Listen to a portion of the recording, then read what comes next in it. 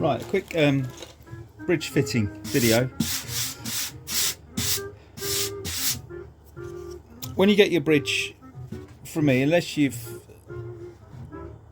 told me that you've got a flat top on your guitar, what I tend to do is I shoot for a 7-foot radius curve on the feet, because most selmer guitars are around about a 7-foot radius curve where your bridge needs to sit.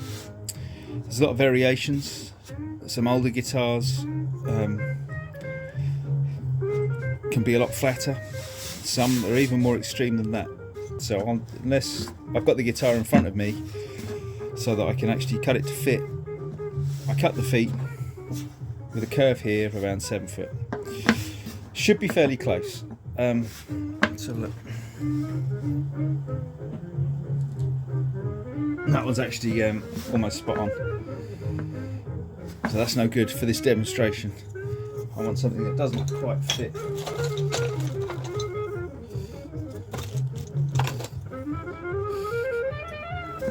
Let's have a look. Okay, even you look at eye level under the feet, you shouldn't see any light where the feet sit on the soundboard. Now this foot there's a little bit of light under here, so that's what we need to address. We need to make it as flush as possible so the bridge sits without rocking and has a really good contact with the soundboard. We want to get that sound through there in the quickest possible way, directly into the braces underneath here, spread it out across the guitar. So I need to adjust the feet on this, and if you're watching this video, that's probably what you're wanting to do as well. Now the trick here is to, if it's really extreme, if there's a lot of material to take off the bridge, use something, don't mess about, use something like 80 grit paper, okay? This one's not too bad, and if you do 80 grit, you're going to have to do it something a little bit finer once you've done that. I'm just going to go with some 120 here. And now what we need to do is fit that to the soundboard where I want the bridge to be. Obviously, if you've got moustaches already stuck to your guitar, you're going to have to cut your abrasive to fit as close as possible to those bridges. Moustaches, okay? When you cut your sandpaper, obviously, don't cut it on your guitar. Score the reverse and then it'll snap. Right, I don't want to teach anyone to suck eggs here, but I have seen a video on YouTube where a guy cuts his sandpaper on the abrasive side on top of an acoustic guitar. It's like a horror movie. Don't do that. Right, so in order to hold the sandpaper in place, what some people do is they just run some masking tape along the edge, like so. But the trouble is, I'll hold the other end, when you start to work your abrasive, the sandpaper will come out from underneath the masking tape, because the masking tape doesn't like sticking to this stuff, okay?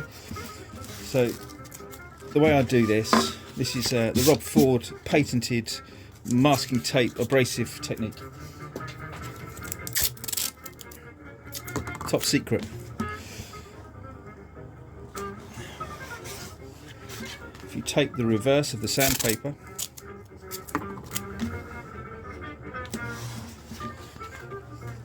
then when you put it in place on top of your guitar,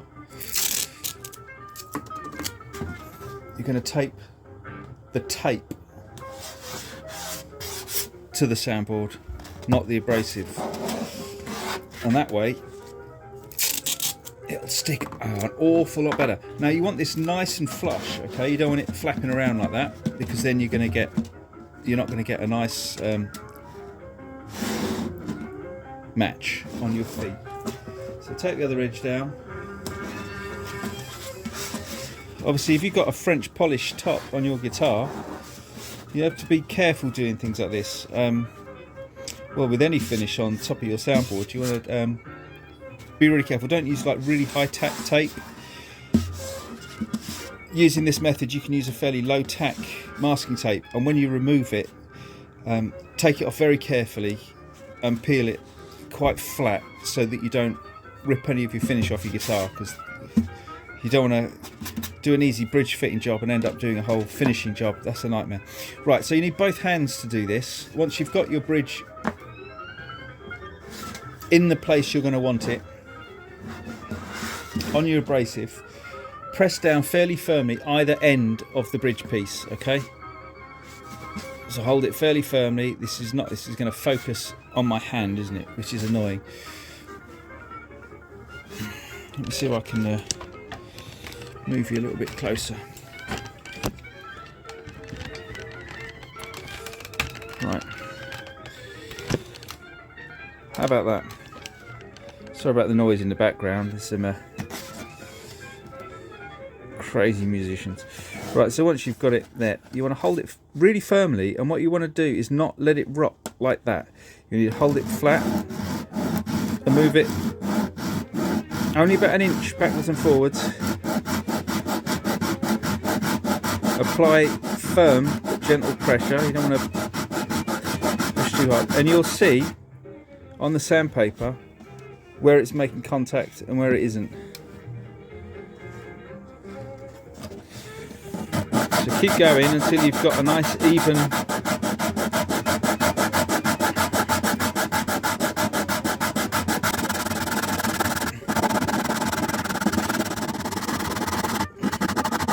so now this one. Oh, it's got some hand. Well, that now is that bit now is sit there and flash. This side over, so I thought it was fine. I need a little bit more. So keep going.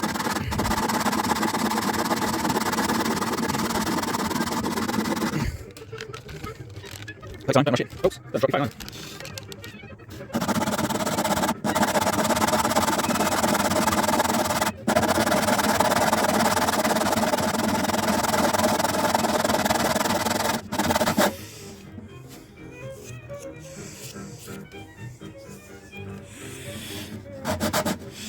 Right, that looks pretty good.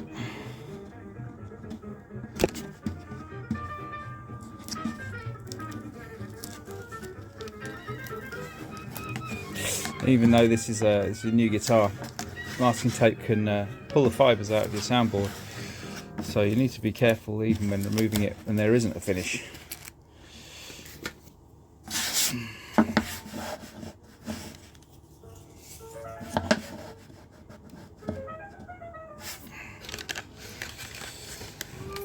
Let's have a look. Ah, that's lovely.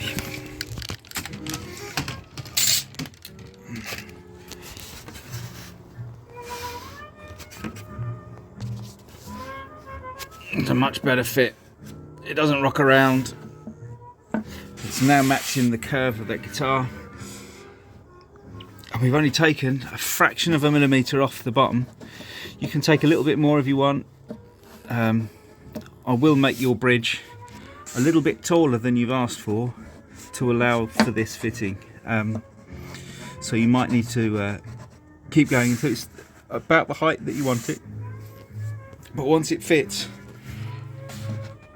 leave it there, and if it needs any further adjustment, you can take a little bit off the top.